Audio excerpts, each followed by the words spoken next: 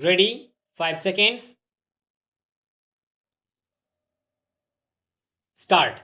Kerala High Court on Thursday suggested that it would be appropriate for the state government to approach the Supreme Court for deferment of the special intensive revision of electoral rolls being carried out by the Election Commission.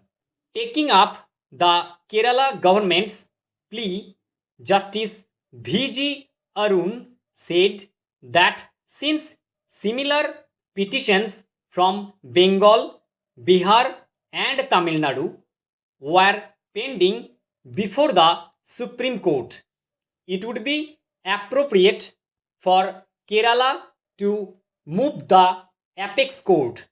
The Kerala government has been opposing the SIR, especially when the state is to hold local body polls in two phases on December 9 and 11.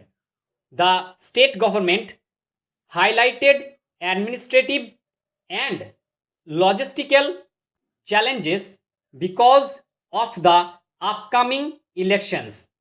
Advocate General Gopalakrishna Kurup said 1.76 lakh government employees and 68,000 security personnel would be deployed for the local body polls, and the SIR would require an additional 25,668 employees.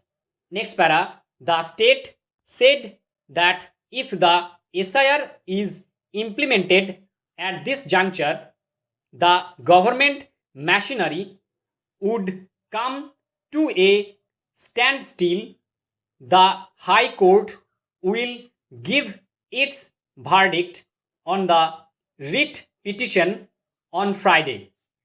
When the High Court asked why the state had not approached the Supreme Court, Kurup said the State Election Commission had already started implementing the SIR.